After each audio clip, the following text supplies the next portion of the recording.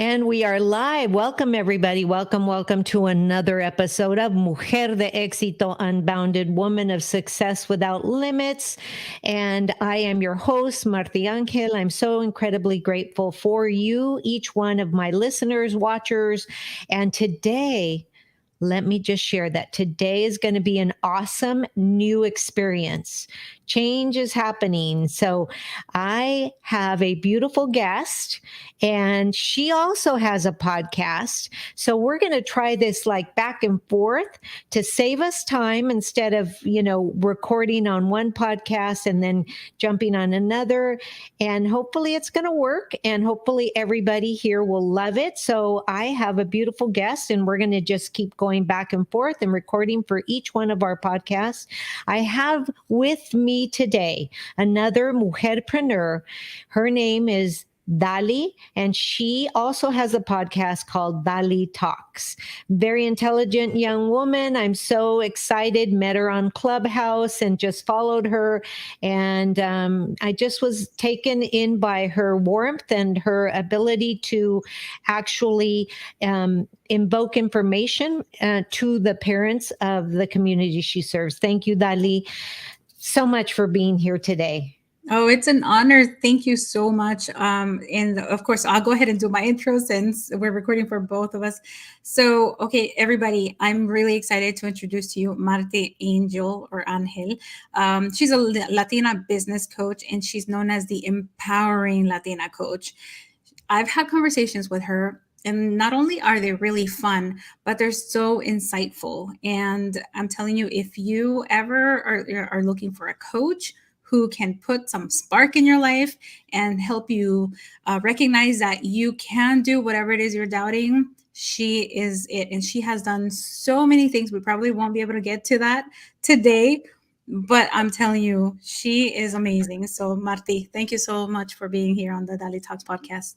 Thank you. And I forgot to mention to everybody, my listeners, Dali, her last name is Rivera, and she is a parenting coach, which is something that I wish I had when I had decided to, decide to become a parent myself, right? But she specializes in bullying awareness and prevention, education for parents of middle school age kids. Interestingly enough, I was also a principal at a middle school as well as a high school. So I love my middle schoolers. I know everybody said I was crazy, but I love my middle schoolers. So yeah, so I love it. And she's the creator of the Diversity and Anti-Bullying Academy. And when I'm going to say that I'm also the creator of the Rock Your Biz Academy. So we're right there. We both have an academy. We both have a podcast. But I think I've been on this earth a lot longer. Not a lot longer. You definitely have some amazing experiences that you blew me away when we had that first conversation. And I'd heard a little bit on your podcast because, if I'm going to come on your podcast, I'm going to go listen to it, subscribe. But then other stuff you told me, I was like, wow. And it's incredible because one of the things I always keep in mind is that saying, don't read a book by its cover. By its cover. It's so, so true. I know that most of us do to a certain extent, right. But like opening up your pages is amazing. And I told my kids about you, and I was like, you have no idea, she's amazing, and she's Latina. I always stress that because I want the representation, I want them to know. Yeah.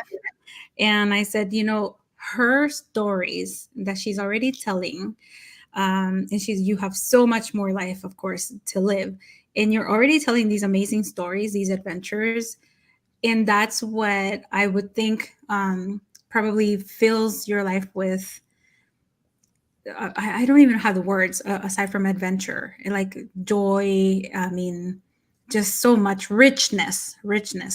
And that's how I want to be, as every year that I get older. Mm-hmm. About something amazing that I overcame or how I helped in the world. And say that with that light in your eyes, the way that you do it, and with a smile on my face, because that's what living really is. Yeah, right, right. Yeah, I always say, when I get asked, what is it that you want to leave behind? I want to leave a legacy of Latina leaders who I envision or at my celebration of life. And basically they say, because of you, Marty, we didn't quit. Yes. So, so my superpower, I'm going to ask you about your superpower, but people always ask me, what's your superpower? And so I asked it on Facebook the other day, and everybody's going, awesome. Your superpower is being awesome. And I'm going like, okay, what does that really mean? Right. Yeah. And then one of my teachers, who was a teacher of mine who worked underneath me, he just nailed it. So you guys are going to have to go to my Facebook, my Facebook profile and read, because I don't remember, but he nailed it. Right? He nailed it. But Mhm. I think my superpower is really, and then I'd love to ask you what you think your superpower is. I think my superpower is working with the underserved, the underprivileged, and the underrepresented, who tend to be the Latina, mujerpreneurs, or the Latina women, period. Um, my superpower is helping them see and realize that they are more than they think they can be. Mm-hmm. That's Oh, really, that's I would say, powerful. yeah, Yeah. because I want to say we've been like flies, and in a always being knocked down and swatted down and all by society and the people that are unable to accept diversity and things like that. So we've been swatted, and because of that, we as mujerpreneurs, or mujeres latinas, in power, in business, in education, always been to the told that we shouldn't do this, we shouldn't do that, and we don't have what it takes. So somewhere along the line, we ingested that, and allowed it to become our truth. And I just want to make sure that, it's you are out there and I'm your champion, because I'm going to tell you it is not true. And I know, like I know that you can be more than you think you can be. And I absolutely agree. And if I can push you up, then let's do it. Yeah, like your energy alone, I think embodies what you just said. Oh, And that's great. Not every coach has that. And so I want to mention that to people who are currently looking for their first coach ever, that you got to feel that energy from whoever you're going to trust to help you, because it's infectious. And to answer your question, I think that my superpower is sharing knowledge. I've been doing this since I was little, because I remember a moment when my mom said, Dali, listen to older people because they've lived life. And if you listen to their advice, then you're going to avoid a lot of hardships. And it stuck with me. I don't know why, but somehow I also translated that to, oh, they're sharing knowledge with me. I want to do that. I want to do that for somebody, and so every time I go into these forums or these, chats, or even on Clubhouse, and people are like, oh yeah, if you want to do X, Y, and Z, and they give you a blanket like answer. right. I like to give more concrete answers. Like one that sticks out was, we were having a conversation with a financial person, and they were talking about, leaving your money, your assets, and you have to get a will and a trust and all that. But people were asking, well, how much is it? And he wouldn't say. And I know it's because it varies depending on the situation, but I'm like, but give the people at least an idea. And so since I've done mine, my mom has done hers, several people, and they're like, it starts around, Yeah. $3,000. And they're like, oh, okay. I was like, there you go. That's all people need. They need that knowledge of like, where's my baseline? So if I have the answer, I like to share it with people, because, we stop ourselves when we're wondering, say, like, I want to go to the Bahamas. Mm-hmm, mm-hmm. Sounds expensive. Nos imaginamos tantas cosas, right? Right. Ooh, qué lujo, the airfare is going to be expensive. Well, how much was it? I don't know. Well, you paid an all-inclusive trip. How much was it? Oh, it was pricey. Okay, what's pricey? Is it like 3 grand, 5 grand, 10? Right. Like give me something, because once I know, I have an idea, then I can work up to that goal. Exactly. Exactly. Mhm. It's the same thing, when you do the coaching, it's like, okay, don't make me listen to a 90-minute presentation and at the end tell me that I'm going to save all of this. And so this year I decided that, you know what, I'm just going to tell the price. If you want to coach with me, if you want to coach, your best bet. If you don't have, if you don't have $1,000 a month, then your best bet is to go to my group coaching program, because that's only half the price, right? It's only half the price, and you get, and I keep my group coaching to 10 to 20 people, right? Mhm. But your gurus tell you, no, don't do that, and I'm going like, why not? I mean, I'm a straight shooter to the point, and that's the way it is, because I've always, as a principal, as a teacher, you don't have a whole lot of time. As a teacher inside the classroom, you don't have a whole lot of time to impart the knowledge, as you say, right? Mhm. So boom, this is what we're going to do today. This is how we're going to do it. It's going to run, and boom, and make sure I have enough time to teach you, and make sure I have enough time to make sure that you can practice before I let you go. Mhm. Right. And so I always cut my, as education, but it's the same thing. It's the same thing in business, right?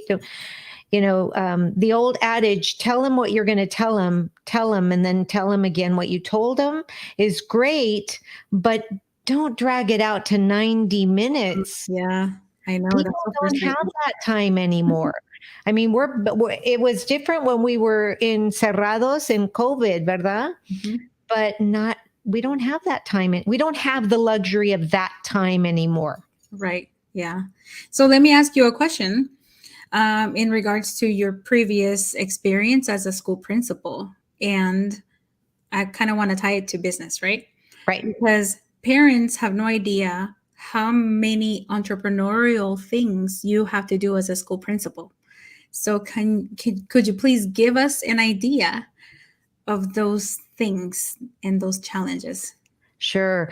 Well, one of the things as a principal, that's when I realized I was always, what they call, or what I coined the term, employeepreneur. I was an employeepreneur, right? Mhm. So, because there are certain things, there are certain demands you have to meet. Obviously, your state demands, and then from your state demands, then you have to go to your district demands, and your superintendent is very different than your assistant superintendents, and then you've got, your program managers and all of those guys that are up here that, when you go to the meeting, you realize, wait a minute, I'm a school principal, but I'm not really anybody to you guys, right? You just want to see that my kids are learning, that my scores are going up, and that the kids are safe, right? Which is great. But as an employeepreneur, one of the things that shocked me, right? Because I went from being an assistant principal to a principal. Well, let me tell you, when you're an assistant principal and you don't know what it's like to be a principal, and when you're a teacher, you don't know what it's like to be an assistant principal, right? So one of the things that really stuck out is that, they said, okay, here, you have $45,000 to run a school. And I'm like, okay, what does that mean? I mean, does that mean that I have to take the teacher salaries out of here? What does it mean? You really had to dive deep. And so it's running a business. I ran a business of education, because it is a business. It's like, oh my gosh. And so a lot of people, when they ask, why can't the school do this and why can't the school do that?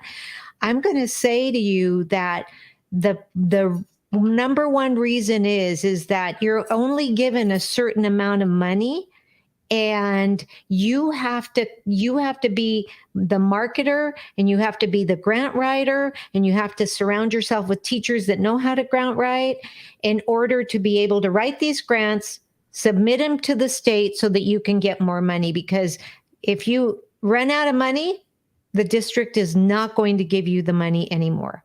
So Mhm. how can I service the students if I don't make money? Does that make sense? Oh So yeah. that was like, oh my gosh, what? And that was one of the big things. So I had to get extremely creative with the, and very familiar with the way the money is, allocated in education. Okay, I have a follow-up if you don't mind, just because I want people to really truly understand the challenge you were up against. So, could you tell us if you remember the size of the school by student body? And the other question was, how much say do parents have in how you spend that money? Okay. Great questions, by the way. Great questions. And then I'll have some questions for you. So when you're given that, the parents have absolutely no clue, no idea, Mhm. right? So I was in a school that was 86% of the population was Latino, and then we had a mix of everything else, but very small Caucasian in a barrio here in San Diego called National City. So what I used to do was I would inform my parents. So I had coffees where they would come during the day for coffee, and I had nightly meetings at least once a month minimum to inform the parents, right? But I had a community. So my numbers were, I had when I walked into the school, I had 900 students that grew to 1,200 students, serviced by 125 teachers and 75 other people. This were the secretaries, the librarians, the cafeteria workers, the landscapers, the janitors. So we still had all of those. So the parents don't ever know that. So that was one of my biggest things, was to actually invite the parents into the school to give them this information, right? Because most of the time, parents come in with an expectation of what it should look like and what their children should have. But once you get into explaining to them, this is how much money the district is giving me. And so the district didn't like me. Let me just say that right away. They made my life de cuadritos, as they say, Mhm. because, and they warned me that if I continued on the path that I was on, they might make my life a living hell, and they might actually look to remove me, because I was informing the parents. And by informing the parents, what is information, right? It empowers you. It Mhm. empowers you, the parent, to be able to make decisions and be able to. And I used to tell my parents, you're going to go to the district office, you're going to go to this office, you're going to ask for this, you're going to ask for this, and this is how we're going to get money. And I need you to be on my army of my cadre of parents that are going to help the district give me here, not because it's so disproportionate, because we are the school that's most needy, but we are the school that gets the least. And Mhm. the school that was less needy, which was the opposite, 86% white, they kept getting all the grants. And that principal that had the same exact numbers that I did, that principal got handed 150,000 to run her school. Wow. Wow. I'm so glad you shared this because that's insightful. And I know that there's a lot of politics in schools. And what you just said, that you were pretty much blacklisted because you were empowering parents with the information that they have every right to have. Exactly. But they don't want you to know, because, that's you're what's happening is you're giving them the power to ask for things that they don't want to be given, or that was, I was always a rebel. I was always a rebel since, I mean, even when I was a teacher, I was a rebel because I fought for the students as opposed to, fighting for the, teachers, right? Because there's, in my experience, there's a lot of teachers out there that should never be teachers. I've seen some of them. Okay. Yes, not all, but yeah. But and then one of the bad things was that you're running this business, and it's kind of like, when you're in corporate America, right? There's a lot of people in corporate America that hate their jobs. And it's not any different in education. It's, and that's, as a business coach, that's the one thing that I tell, what's your passion? What is, if you didn't have to, work for your money, what would you do? What would you be doing? And that's important. So now let me ask you this. So thank you so much. Did that answer the question? Oh, yes. Thank you. So now let me ask you this. You are a parenting coach. What were you before then? And what made you leap into entrepreneurship? What was I before becoming a parenting coach? Let me think. I was working like everybody else, 9 to 5, for an educational institution, and before that, the government. And I served 10 years in the military. I was in the Army. I was a mechanic because I was a rebel. I remember I think I was 16 when I actually signed the documents, and I decided I wasn't going to conform to what society expected of a young woman. And when I went Latina too, ¿verdad? Oh, yeah.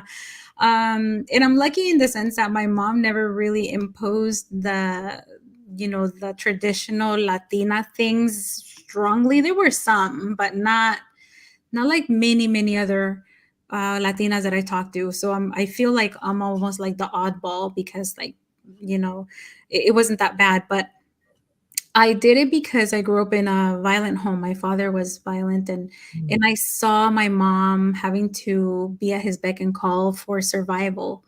And I remember thinking, why should women settle for people who don't treat them well? Why should women do this and that? And so I enlisted, and I was like, but I'm not going to do the girl thing. Like the supposedly, society says only girls should do this. And I decided to be a mechanic because I'm like, what more opposite? Controversial. So that's what I did. It was quite an experience because it made me challenge myself as a human being, as a woman too, like being challenged by so many men, their way of thinking, the misogyny, the sexism, ageism too, because I did really well and went up the ranks quite quickly. And it did not feel good to some people. It was kind of threatening. And that makes you grow, especially in a very male-dominated institution like the military. And during my 10 years of service, because I was also a bullied child, because I came at the age of 7 from Nicaragua, and I was immediately bullied because I was just different. So I actually learned to speak up for myself in the military. I remember this one particular event that it got to the point to where I didn't want to go to work every morning. I'd open my eyes and I just wanted to cry, and I wanted to puke. It was just terrible. Oh, yeah. And my husband and warrant officer who was mentoring me, both of them like, you just got to speak up. And I was too scared, because one of the things that happens in our Latino cultures is that they teach you as a child, don't question authority. Exactly. Yeah. Don't. And then women, and eres mujercita, Sí. y las mujercitas no necesitan hablar. I never heard that growing up, thank goodness, from my household at least, but I know many other families de que así las trataban las niñas. So I remember that warrant officer who happened to be Mexicano, and he was like, Rivera, You gotta just walk in there and just tell them like it is. Don't sugarcoat, don't nothing. Solo diles. And I was like scared, I was like, oh my gosh, but they outrank me. They're seniors to me. They're older than me. Todo esto. And my husband, I remember he was so frustrated because, he's a man. Men don't really have that big of a problem with this. They're not told since they're little to just like be careful what you say, be nice. So he says to me, Dali, those MF men are just like you. They put their pants on just like you, one leg at a time. So damn it, get in there and go stand up for yourself. And I remember going into that room and respectfully, but with that like voice of not shy, just authority or trying to. Pero estaba tan nerviosa that my voice quivered a ton, like almost the whole thing. And it was like a 30-minute conversation. And I stood up for myself. There was one sergeant in there who backed me, who from the distance, he was like, I'm just going to be in there.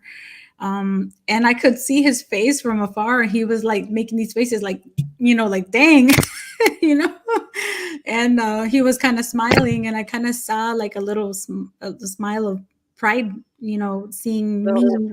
Yeah. Right. And when I walked out of that room, es como que me había like I fell apart. I was like, oh my God, like I was melting. I was like, I can't believe I just survived that. And then that was the moment when I truly learned that no matter how scared you are, you have to speak up for yourself because you're not gonna die. They're not gonna beat you up. They're not gonna, all the crazy stories we imagine in our minds, they're not there. Yeah. And I was also a rebel because I used to stand up for my soldiers. And so that taught me to want to empower people. And as far as like becoming the founder of and creator of the Diversity and Anti-Bullying Academy, that came also from advocacy. My child, when she was 5, she was bullied by 2 little boys. Oh no. And I spoke to the bus driver because it happened first at the bus stop. The bus driver couldn't do anything because kids were too scared to speak up. So I went to the to the school principal.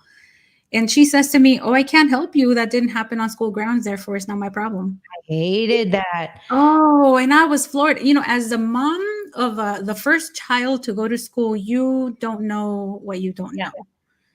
I had a similar experience. And you expect these people to help you immediately because the safety of your child is the most precious to any parent. And I thought to any principal. So she kept saying these words like, oh, I have to follow protocol. I have to follow the policy. I have to wait. I can't just jump. I can't just expel them from the bus. I have to, and I'm like, what the heck is she talking about? So I dove into researching, like, let me look up what this policy is saying. I didn't even know there was a policy about that, right? And that's when my research on bullying started, and it has never stopped. 7 years later, I created my business, DaliTalks LLC. I was able to get help because I used that policy to my advantage to get help for my child. But I also, again, sharing knowledge because I was always involved at the PTA, everything. And I would just give the parents the information, and some educators didn't like it because they were like, oh, you're turning the parents against me. I'm like, no, I'm just telling them how to work with you because you don't have the time or money, supposedly, to talk to the parents and tell them, hey, this is how our reporting process works. And if you want to work smoother with us, this is what we need from you. So that's how DABA, or Diversity and Anti-Bullying Academy, was pretty much founded because of that person. I was like, not my baby. Nope. Leave her alone. Yeah. And adding to that, for as a principal, here's what I, and this is why there's a lot of colleagues that don't like me, because one of the things that I was a very hands-on principal. Okay. The kids knew me. They knew the sound of I was walking fast, and they would, and there was like, here comes Miss Urias. They knew me because I've always been, one that loves to wear her bracelets, I get lost my kids get lost in the store, and they were always listening for the jingle jangle. Well, Mhm. the kids at the school knew that too. So did the teachers, so did the parents, and I was a very hands-on. If there was, I would ride the school bus. I did house visits. I sat in classrooms. I worked in the cafeteria. I cleaned the toilets. I cut the grass. You name it. I was out there because I wanted to see every part of my school community and how it worked. And Mhm. then, and that was really important. We were in the middle of gangs, and there's a lot of things that parents need to be empowered to be able to do. And one of the things the districts don't like is they don't like that. So I would sometimes miss principal meetings because I was out with my community. Mhm. That was a big no-no. That Yeah. was a big no-no. I got called in, and and I remember, I mean, even going back to, parents need to understand this too, because sometimes the districts tie your hands. And I made a concrete decision not to be somebody's puppet when I became principal. When I was assistant principal, I had a counterpart. They usually always had a female and a male. And my male actually went to the district to tell on me that I wasn't supporting him. Well, so that was true, because I don't like laziness. Mhm. And and we had a school community to run, and we needed to be outside. And every afternoon when the kids left, the kids knew that I was out there. The kids knew that and I would make my school resource officers strategically so that we wouldn't have any bullying. Why? Because I was a product of bullying as well. My oldest was also a product of bullying, and was left on the stoop of the school because he was finishing his work, and the bus driver just took off. So been there, done that. Yeah.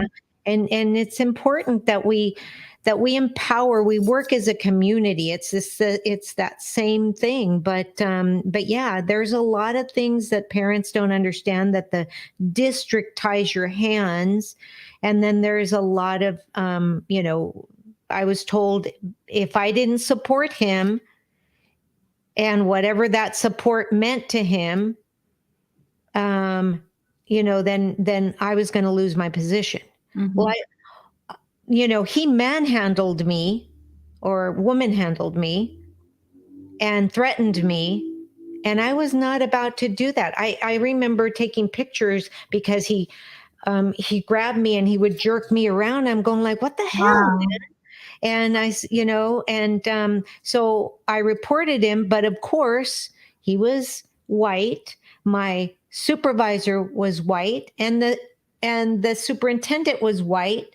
So when I reported it, they said I was making it up. Oh, And they man. said, if you don't support them, you're going to lose your job.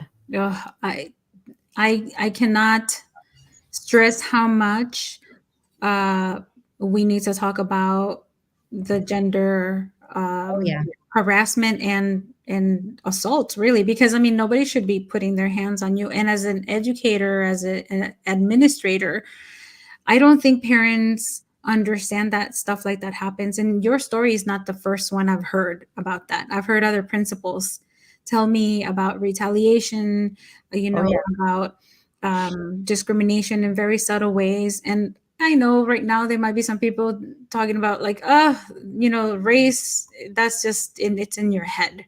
Racism doesn't exist. Yes, it does. You have so Yes. millions of people that experience it, and I don't understand how some people still negate it. Um, and so you have principals that are dealing with their own personal, professional thing at school, trying to help the community, trying to help the students, the teachers, the staff. It's a lot. And I like that you even gave us an example of you cutting the grass. I remember one of my kids' school principals when I walked to the school and I saw her cutting the grass, I was like, what? And then it dawned on me, oh my gosh, the responsibilities go beyond that office she sits in. Oh, yeah.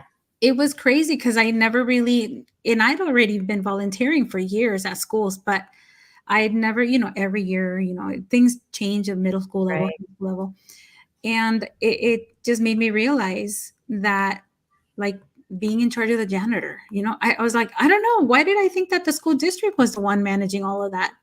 Or like, just the menial things.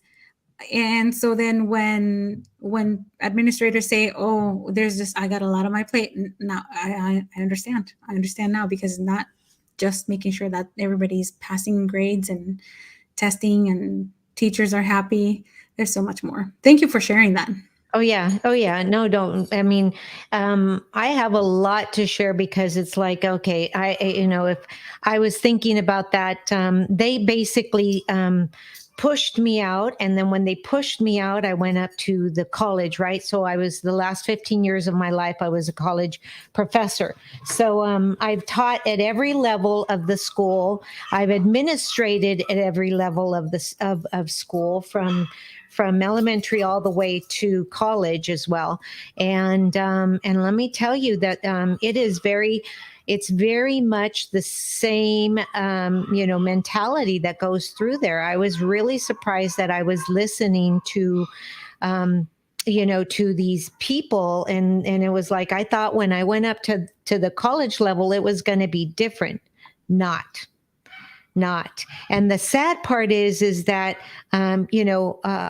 I got a lot of following from my Latina students, and I, would being a champion, and I would tell them this and that, and do this, and here's what you want to do, and make sure, because Latina, I want to say this for your parents, and then I'll ask you a question for you about your business. The Latino kids are not given, and I hate to say this, but they are not given the same information about getting to higher education or what's out there in the entrepreneurial world, or anything other than vocational information. And you need this math class, you need that English class, and you need to get to the higher education. Well, I'm going to tell you something, that most kids made a decision on what they wanted to be based on what they know. And there is nobody has pulled the curtains open so that our Latino students are, Latino meaning everything, and our African American, Black students, however you identify, are seen. Now, African American, Black students are given a little bit more, and then after them are given, it's the Asians, and then the very last is your indigenous people, your Latino people. And the students, you'd be surprised how many students didn't even know what a virtual assistant was when I started to teach that. Right. And so then I said, okay, I want to teach virtual assistants. I wanted to, how to be a virtual assistant. And I want to teach it for bilingual, because there's a lot of bilingual, entrepreneurs, mujerpreneurs out there. I was told by the college, no, it's discriminatory and you can't do that. So I was like, okay. Doesn't mean that I'm saying it's only for Latino or whatever, because you can be white and still be bilingual. Right? Because one of my best friends, she's white, but she went to live in Mexico for a while just to learn Spanish. And so she's completely bilingual, right? So it's a matter of what you're doing, Dali, is really admirable, because it's important for our parents to understand that they have rights, and that to understand that they can be the advocate for the students, and they need you. They need you, because I'm going to be honest with you. They are not given the full support that they need. Yeah, and you've made me realize it's not that you don't want to. I mean, I, I I've seen it too. It's the hands are tied. What you said, and I'm so glad that you shared that, because I think that when I say it, it's not really believed. But Right. coming from a previous, principal, you've lived it, you've been there. It's real. It's really real. And It's really real, and what I can say is, you know, get to know the principal, get to know, what are their values. For me, loyalty was, a big thing. So I was very loyal to my parents, and my parents that were very loyal to me. And, the day before they, quote unquote, administratively removed me for giving the parents too much information, it was like the third strike, right? So it was like I was turned in by my secretary. She called the district and said she's having one of her secret meetings, and for the parents. And they walked in, and sure enough, these two white men walk in, and I'm giving the parents, and I was telling them, because there was a grant that was issued to the school, but they wanted to administer it in a way that they wanted. And I say they, the district, and they were not. And for me, it was like, no, wait a minute. We don't need another, shower room. The kids don't need to take PE anymore. So they don't need that.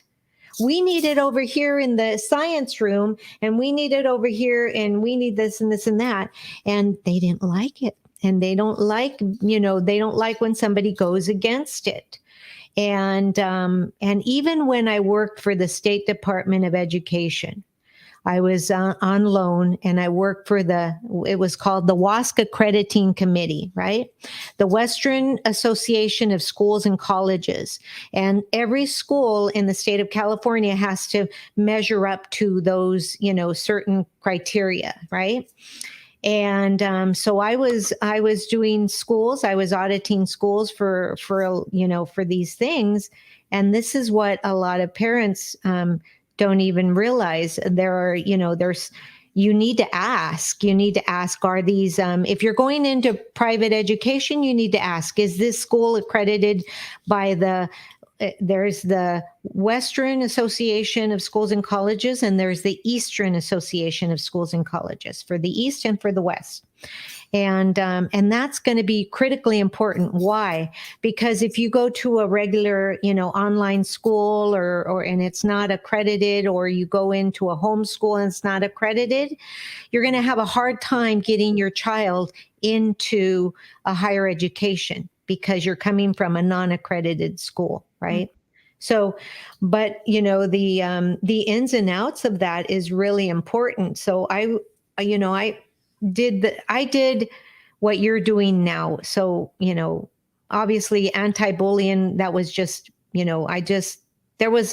I had a no tolerance at my school. No tolerance, absolutely no tolerance. You were caught being bullied. And luckily I was in the classroom before there were cell phones. There were cell phones, but they were not widely used, right? So nobody was videoing anybody. But I had I created a cadre of students. They were the principals. They were the principal's council. And then I had a cadre of parents who were different than the students that were there on purpose.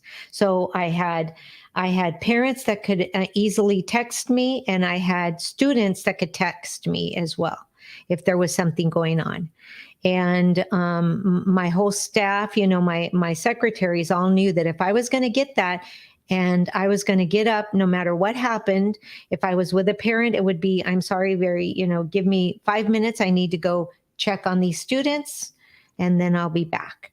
And so I would personally go get the students. The parents were very amenable, and they understood, so I really think it's a good principal needs to be a community-based principal, needs to be a growth mindset person, and needs to have strong values and core values that actually make them understand. There were a lot of times I was in 2 lockdowns. There were a lot of times that I would call my family and I would say, okay, I'm not going to be home. We're in a lockdown, and you guys all know the drill. I love you very much. If anything happens to me, we had a shooter on campus. If anything happens to me, know that I love you, but I will not leave my students. You know that. And so, luckily, I'm still here. But that's the kind of son mis hijos. I had, I Wait, so you had a real shooter, or was this like a rehearsal? no, baby. We had a real shooter. Holy cow. We had a real shooter. That luckily it was a kind of a dumb shooter, Oh, thank goodness. and there were no assault rifles back Right. then. It was a little handgun, Oh and my he God. tripped up and ended up shooting his feet. Oh my gosh. So That's horrible. I mean, still petrifying, because now that's such a common thing and so real. I mean, you just don't, that's a whole nother conversation. I just wanted to ask because I was like, wait, is she talking about a real one? yeah, A yeah, real- no. We Wow. did And not. you said twice? So 2 different schools, because for a while there, then I left. I after that I left and went to Riverside County over there in Coachella Valley, all of that area, and we had a bomb scare there, and we also had a shooter on campus come on the high school campus there. So that was interesting as well. Oh my gosh. Now I know you have questions for me, but I need Yeah. to come back and ask you some stuff about that. So let me ask you this. I used to teach asset protection. I was in the business department, and that type of thing. And you just talked about DaliTalks and you said you even have an LLC, right? Is Right. that okay? So, So when you created this, who guided you? How did you know about this? And was it something you did right away, mhm. or something you did? And what can you offer to our listeners who are thinking about or have a business, but that they haven't, put any asset protection together? Yeah, great question. Because, when I started DaliTalks LLC, I had already uh, had experience with entrepreneurship. Um, and, we do things that are very entrepreneurial, and we don't realize that they are until we actually create something bigger, like an actual, like go and file, your articles over organization or whatever. So I initially educated myself on how to even start one, because somebody at the college I was at told me there was a program for military veterans with disabilities that was free. And I am a military veteran. I do have disabilities. So I qualified for this. And it was partly online, partly on campus at Syracuse University. It was a phenomenal entrepreneurship program, and it was very in-depth, very immersive. And that's where they bring in like the experts for legal, for taxes, market research, everything. And of course, sitting through classes day by day versus doing it is different.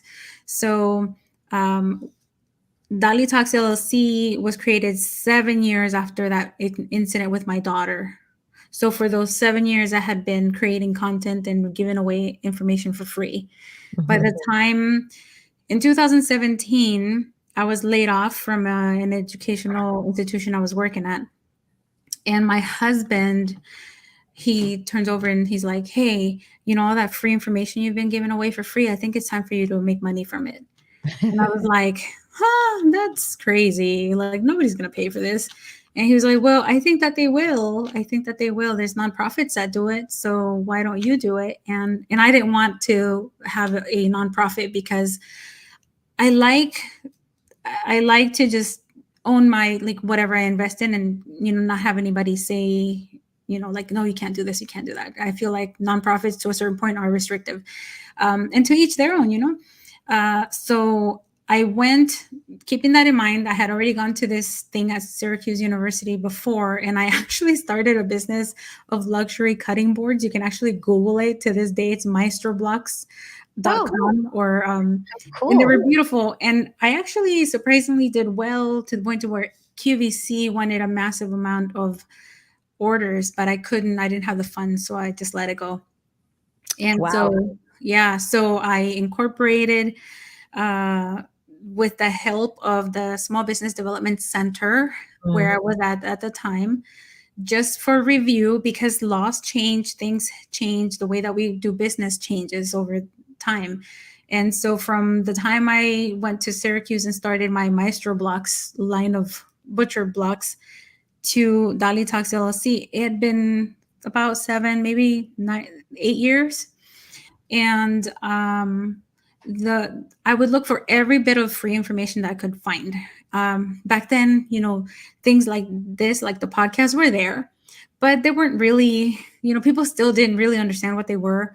So the SBDC, which is a free tool paid by the federal government partly, and they had a women's business center within the SBDC in my location in Colton, actually, in Riverside County in California. So I took advantage of that. And I had already written an entire business plan for my previous business. I had an idea, and they had It's Your Time, a program that they still have today. And it's either free or based on your income. It's very, very affordable. And it's so many weeks. And I said, I'm going to go through this. It's going to be painful, because writing a business plan is painful. Oh, yes. It's like a college research paper.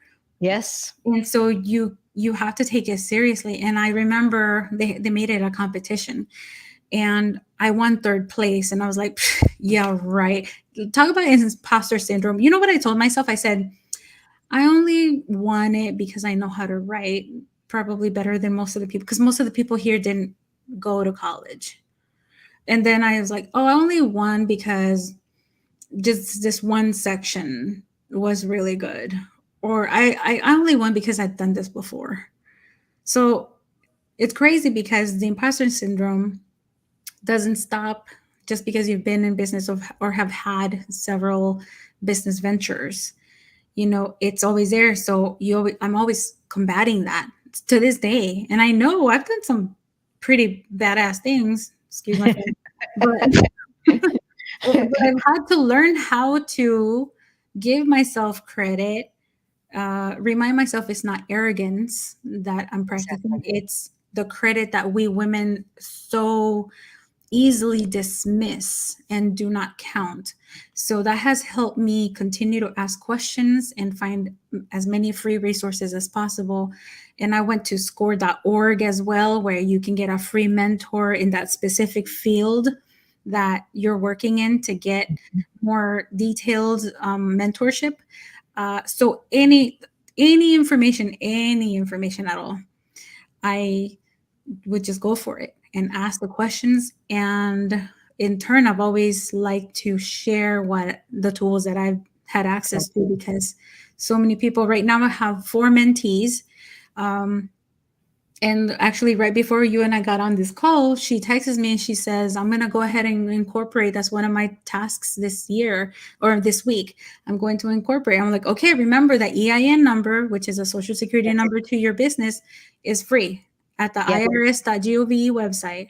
Don't let anybody charge you to file it for you, because that's a scam. And the other one is, go to your state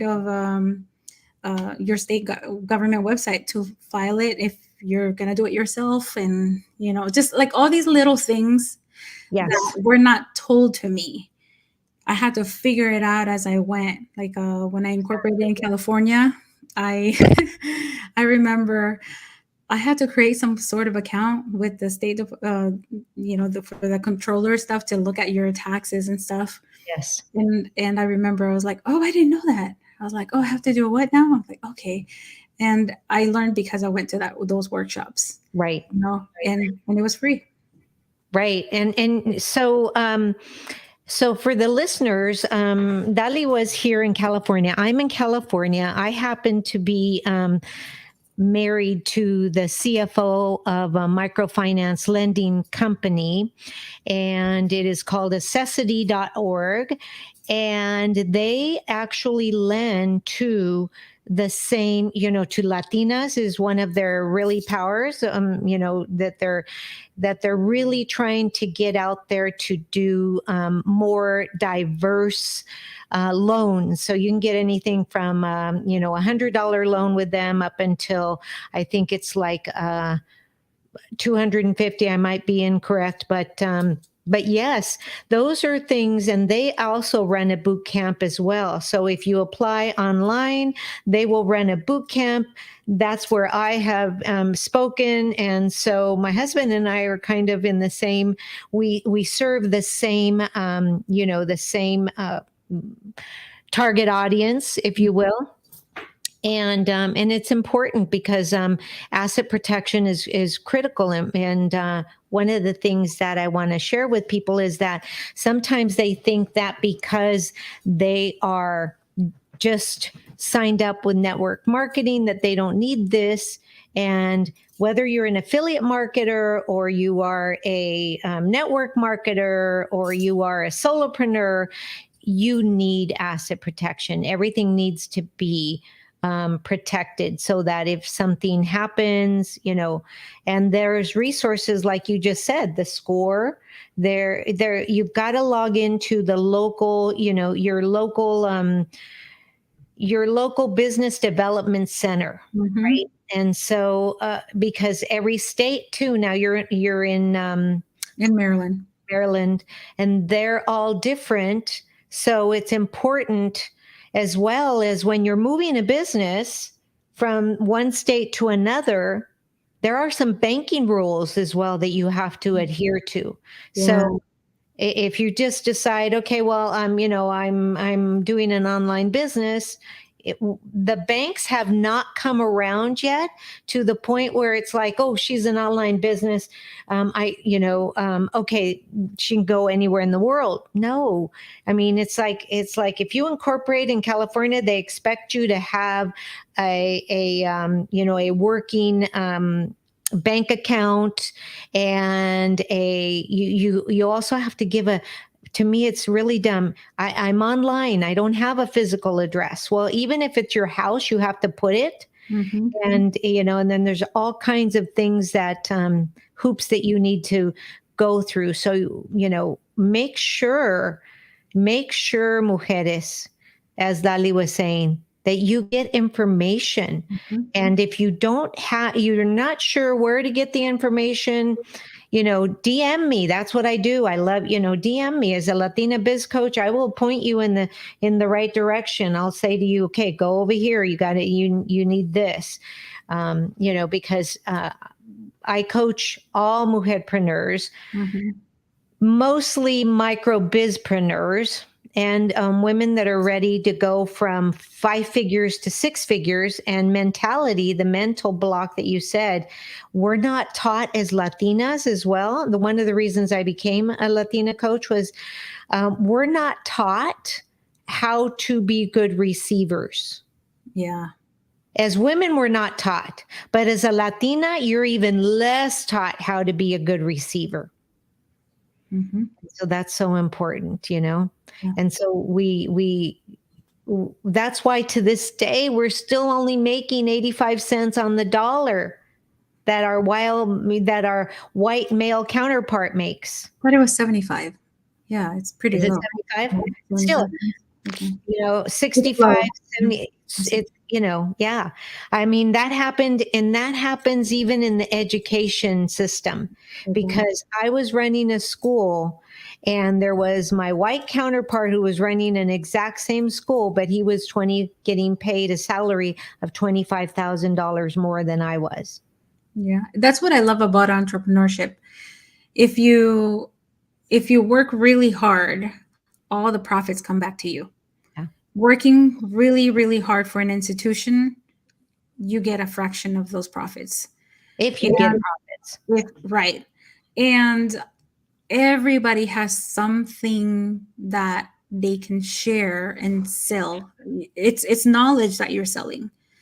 It's learning how to, I don't know, make candied apples, or learning how to make hats, coaching people. uh, I've heard women that say, well, I've been a stay-at-home mom forever, what do I know? Oh my gosh, budgeting, Yeah, planning, you know mental health, because you're there for your kids. So much, you don't give yourself coaching. credit. They Exactly. coach. It's Mhm. like you are. And talk about the best thing that a mujer is. A madre. We are really good negotiators, Mhm. Yeah, and resourceful. Yeah, yeah, right? and yeah, yeah. And ageism shouldn't be a thing, because I love to wear hats, and so everybody knows me because it's like a thing, right? I wear hats. This hat right here that you see was actually hand painted. I got it. We went last to Cancun, no, actually to Cozumel. And the woman that painted this still has her hat painting business and sells it in El Mercado. And she is 80 years old, and she hand paints each one. And it's beautiful. And so I got myself two. Yeah. But you know, but it's really important. At the end of the day, it's just being resilient, like you said, looking out for each other, verdad? So Mhm. looking out for each other, looking out for information, and it's just important for us to be there, whether you're an entrepreneur or whether you are, or whether you're a want to be entrepreneur. And I mean that in a very um, cariñoso sense, right? Not a wannabe, because we used to say we're a wannabe for gangbangers, but it's important. So thanks. So I have one last question for you. Okay. One last question for you, and this would be really good. Okay, so you are an infopreneur, right? You're Mhm. selling information, right? You're an infopreneur, and at at at what point did you realize, oh, okay, I've got to gather all this information I put out there and put it into a system, a structure? What did you do? Do you have a newsletter? How did you do that? How I realized that I needed to actually package it was when my husband said, "Hey, you should sell the information. And by the way, you have an appointment tomorrow with a school principal at 9 a.m." That's really how it happened. Yeah. I think back and I was like, I wanted to kill him, figuratively, of course. But I'm grateful that he did that, because I had material that I had been just collecting, but I never packaged it neatly and concisely. And that was what made me realize, oh crap, I need to put slides together. I need to put together some worksheets. But what really helped me figure out how to do it, because it's an undertaking. I mean, it's overwhelming. It's so, especially years of content that I had. And then you have to decide, is it going to be for the kids, or is it going to be for the parents, or is it going to be for both? And initially, when I started DaliTalks LLC and the DABA, I thought I was going to be teaching the children mainly, but I always invited the parents because I knew that parents lack this information. To this day, they do. And so it slowly started coming together every time I would go to our workshop. And I would ask somebody who had, say, created a presentation, hey, how do you start the presentation? Oh, yeah, you got to follow the 10-20-30 rule. What is that? Oh, Guy Kawasaki said, this no more than this, all these rules. And I was like, okay. And then people would tell me, like, remember, there's no rules, but there are rules. You choose to follow them or not. You can make it your own style. So that can be confusing and overwhelming. Like, what is my style? And you just have to start. You just have to start somewhere. And I've always asked friends that I trusted, um, hey, can you look at this for me? Could you please let me know if it makes sense? Because in my mind, it makes sense. When you read something to yourself, it's in your head. So even if you're reading it, it makes sense to you. Exactly. But having somebody else who has no knowledge of that topic you're talking about is going to help you. And there's always somebody willing to help. So if you join one of these business groups, whether it's from the SBDC, score.org, a friend, another entrepreneur, who you trust, and there's so many people willing to help too. Oh, So yeah. many people. Because people like being part of your journey and seeing you grow, So I suddenly I was like, okay, now I have all the content. It was on Word. Now it's going on slides. Now it's too much. I got to cut back because it's overwhelming for the parents. And it just evolves slowly. It's really trial and error. And I used to beat myself up so much when I would over deliver and overwhelm the parents, or maybe I wasn't that fun in delivering it to the kids. And that's how I realized I suck at teaching kids. I'm boring. So, pobrecito los niños, están aburridos. So I was like, oh, and that's really how you find out what your strengths are, right? By trying it. And I realized, okay, I love teaching the parents. The conversations are richer. I can elaborate more. With kids, you have to be more entertaining, and I'm not an entertaining person. I'm not, and that's okay. It's okay, So Yeah. that's it. Really, it's progress, and I don't want people to think I'm going to go buy Amy Porterfield's course on how to create courses, and in 90 days I'm going to have this beautiful course. No, it does not happen like that, because It takes time. I have a beautiful course. I know Amy Porterfield well. I was in her coaching. Yes, it's not that. I want to reiterate. It's not that build it and they will come. right. There's so much more. And I think that you have to remind yourself that as long as you have baby steps, like right now I have my mentees, I tell them every week, I'm going to text you at this time and I'm going to ask you 2 questions. What 3 mini tasks did you complete last week? And what 3 mini tasks are you going to complete this week? And remember to not beat yourself up if you don't get to any of them. But I want you to at least try to get one, because those baby steps are going to help you run a marathon at the end. Right. You know? Right. And that's so important, and I'm glad that you do that. And always, so one of the things that I have with my coachees as well is, I prefer, I will do the one-on-one coaching, but I prefer the group coaching aspect. And, so the people that are in my group, they pay. And one of the things I always tell them is realize you do want to pay. You want to get to the point where you're at least paying something, because if you pay, you will perform. Mm-hmm. But if it's free, chances are that you're going to keep putting it off. And so if it's free, you're going to procrastinate. Trust me. Yeah. Been there, done that. And it's so true. If you're not willing to pay, then you're not really willing to stretch and to, do what you need to do. You're not willing to get out of your comfort zone. I completely agree with that, because I remember I was scared to pay for the course. Right. And my husband actually said, well, wait a minute. Why are you scared? Because if you're hesitating paying on it, then that means you're not that serious about it. Yeah, exactly. And it was almost like an insult. And I was like, ah. And then I thought about it. I was like, crap, he's right. And I bought it because I was like, no, I'm serious about this. It also, it just helped me really dig deep and think, Yeah. do I really want to do this? Because that's a big investment. And I remember it was not cheap. It was like, I think $1,500. Yeah. So, I mean, for me, that was a lot. And I was like, okay, $1,500 out of our family budget Yeah. to do this thing. And so that too, there's been so many people who say, oh, but I don't have the money. And one thing I used to hear at every workshop, people would say, start the plan, the money will follow. And I was just like, no, because I'm a planner. Like I've planned everything in my life, like when I was going to have a kid, when I was going to buy a house, everything.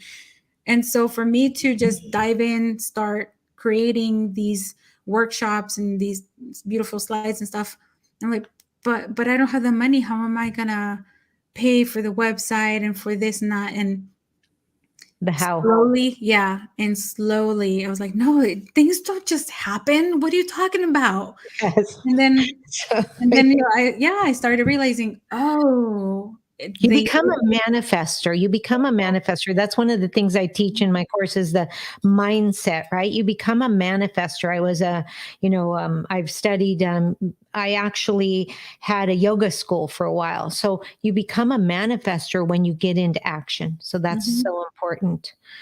But so Dali, this has been great. We could go on forever, and you could ask me questions, and I could ask you questions, and we could go on forever. But I just want to say thank you so much for being on, a guest, and thank you so much for allowing me to be a guest to you. And absolutely, I know that that if my listeners need your resource and your help, they will actually find it. And you are on Pinterest, LinkedIn, Instagram, and Facebook, and everywhere you are, it's DaliTalks.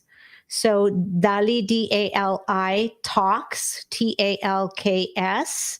And you can find her everywhere, just like you can find me everywhere under Marti with an I, Angel underscore ELC for Empowering Latina Coach. So that's where I am everywhere, and that's the beauty about this. But you've done, an amazing job. I want you to keep doing what you're doing, girl. And let's do this again soon. Thank Yes, you yes, so because I much. have so many more questions that we didn't get to. So Yeah, I part know. two Me to too. come. And I'm like, okay, we're running out of time and we don't want this to go too long. And so we're going to have to come back. This is part one. Todo Mhm. mujeres, escuchen. This is part one because definitely we need to come back and do a part two. You are an amazing resource.